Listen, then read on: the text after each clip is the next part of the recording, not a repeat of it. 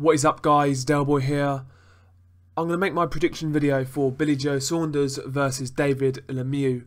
Obviously this fight is for Billy Joe Saunders' WBO middleweight title, and to me this is a tremendous fight and one that I'm really looking forward to. Arguably you could say this is Billy Joe Saunders' toughest fight of his career. You know, you can argue that. And stylistically I think this one has the potential to gel. Basically, it is the quintessential boxer versus the puncher, or the boxer versus the pressure fighter, however you want to put it. But it is that type of fight. Let's briefly run through the records of both combatants. Billy Joe Saunders has a record of 25 wins, 0 defeats, 0 draws. 12 of those 25 wins coming by way of knockout, so just under 50% KO ratio for Billy Joe Saunders. David Lemieux, he comes into this fight with a record of 38 wins, 3 defeats, 0 draws, 33 of those 38 wins coming by way of knockout. David Lemieux has a 80% knockout ratio, so obviously that jumps out at you. Both guys, when you compare the two, David Lemieux is the bigger puncher. In terms of physical attributes, Billy Joe Saunders is listed as 5'11", whereas David Lemieux is listed as 5'9.5", so Billy Joe Saunders is an inch and a half taller. Also, from what I can see, and I did struggle to find the reach of Billy Joe Saunders, but the reach is listed as 73 inches, whereas David Lemieux has a 70-inch reach advantage. So Billy Joe Saunders is an inch and a half taller, and he has the 3-inch reach advantage. So that will play into his hands. Obviously he is the boxer here. He's going to want to keep it long. He's going to want to keep it on the outside. So him having the greater length and the greater height theoretically should be a nice little bonus for him. But the style matchup really intrigues me. Both fighters, you can argue, kind of blow hot and cold, especially in the case of David Lemieux. You know, sometimes he looks really intense. Sometimes he looks really destructive, and other times he looks very flat-footed, he looks very plodding and there to be beaten by a good boxer. So I think firstly, what David Lemieux is going to turn up, I think we're going to get a good version of David Lemieux, because to be quite fair, in recent years Lemieux has only looked flat when he's sort of fought lesser guys. When he's fought guys who are of a certain standard, he's looked fairly decent. So for example, when David Lemieux fought Hassan N'Dam, I felt he looked really aggressive. He looked, you know, he looked fit, he looked strong, and he attacked with quite a ferocious intensity. Obviously, he got outboxed by Golovkin. He looked pretty poor against Glenn Tapia and Christian Fabian Rios. When he stepped up again against Curtis Stevens, he looked really good. He got a brutal knockout. And against Marcos Reyes, he looked quite sluggish again. So I think David Lemieux is one of those guys where, if it's a big fight, he's going to be up for it, and you know that's going to play into his style. So I think we're going to get a very good version of David Lemieux. I think we're going to get a version of David Lemieux who's going to keep coming forward, who's going to keep on letting his hands go, who's going to look for that big KO. We're not going to see the David Lemieux from fights like the Marcos Reyes fight or the Christian Fabian Rios fight. I don't think we're going to get that version of David Lemieux, to be quite honest. I think we're going to get the best version of David Lemieux. And if we get the best version of David Lemieux, it's going to be interesting to see how Billy Joe Saunders deals with that. As we know, Billy Joe Saunders has all the talent in the world. He's a southpaw, he's a great boxer, he's got a lovely jab, good hand speed, puts his shots together well, keeps it on the outside. He can box, we know that. But with Billy Joe Saunders, it's always come down to his conditioning. Throughout his career, he's had a habit of gassing in fights. I can name you numerous fights without even looking at his box rec. You know, fights that he gassed in. So all the way back in like 2012 or 2011, whenever it was, he fought Nick Blackwell, and he clearly won the fight. But as the fight wore on, he was getting tired and he was losing rounds and he was gassing. You know, John Ryder, another really close fight. He was gassing badly in that fight. Chris Eubanks Jr., he was miles ahead in that fight. Then all of a sudden he started to gas after 6-7 rounds and he made it closer than it had to be. Andy Lee was another fight he started brilliantly in, but again gassed. And Arthur Akavov was a fight where he gassed really early in that fight, and he looked terrible. So Billy Joe Saunders' stamina has always been in question. To his credit, he is looking in much better shape these days since training with Dominic Ingle. He is in much better shape, and he didn't gas as badly against Willie Monroe Jr. Having said that, Willie Monroe didn't really put him under much pressure, so that remains to be seen. The whole stamina issue remains to be seen, and David Lemieux is going to force a hard pace on him. I expect Billy Joe Saunders to win the early rounds quite convincingly.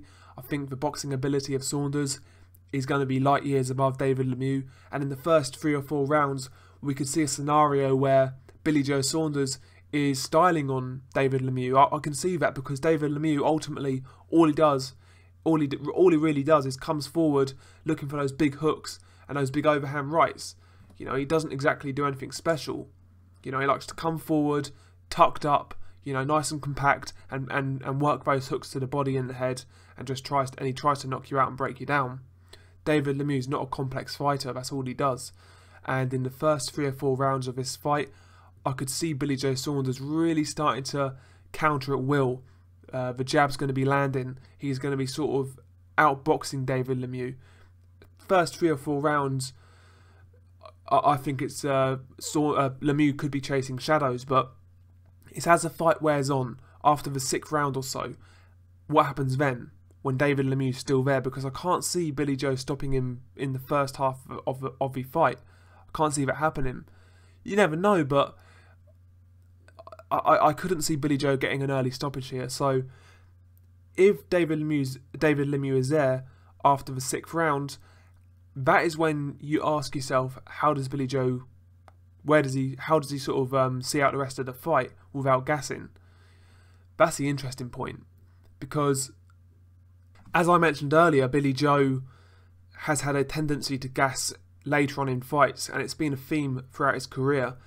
Maybe he's now with Dominic Ingle, maybe that's not a factor, but I think we could see that resurface in this fight, because David Lemieux, like I said, puts you under immense pressure, not only physically but mentally. When you're in there with a puncher, you know, it takes a lot of energy out of you mentally, because you're always on your P's and Q's. You always, in the back of your mind, think to yourself, well, this guy, I could make one mistake and this guy could knock me out. I could be 11 rounds up and this guy could knock me out. That type of pressure is draining on the mind. You know, David Lemieux is the type of guy who is going to wear you out. He's going to make you fatigue, because he constantly comes forward, and the mental pressure can be overwhelming at times, you know. So that's going to be interesting, how Billy Joe looks after the 6th round.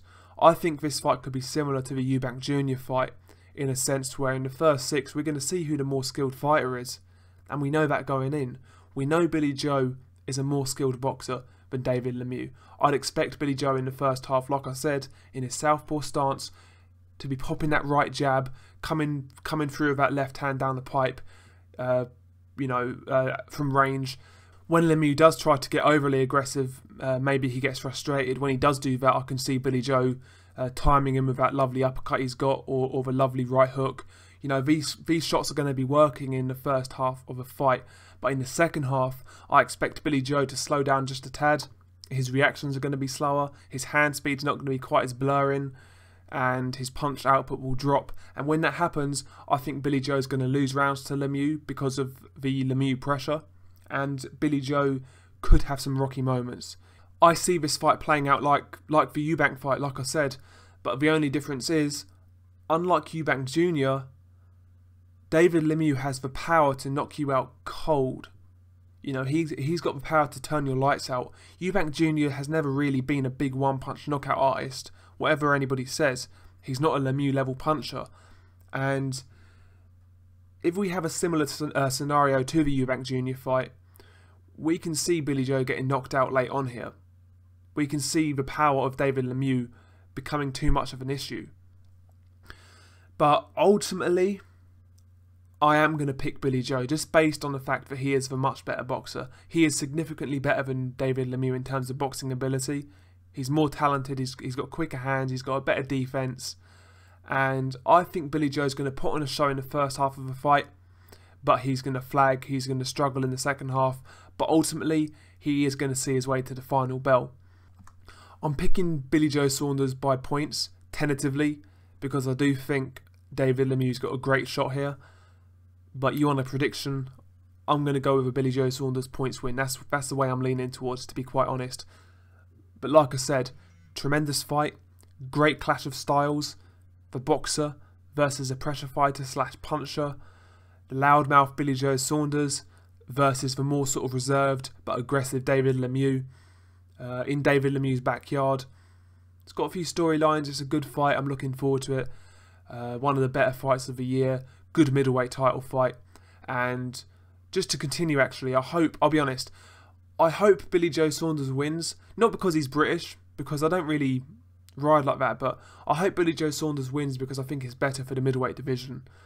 Nobody really wants to see like David Lemieux versus Golovkin again, because that could be possible, you know, if Lemieux wins. I don't really want to see that fight again. I think Lemieux versus Canelo would be a good fight, but I think Lemieux plays into Canelo's hands. I think Saunders gives Golovkin and Canelo more trouble than Lemieux would. So in that sense, in terms of the middleweight division and the future of the division, I think it's better that Saunders wins. But ultimately, you know, we'll see on the I think it's on the 18th that happens. Great fight, looking forward to it. What do you guys think? Peace.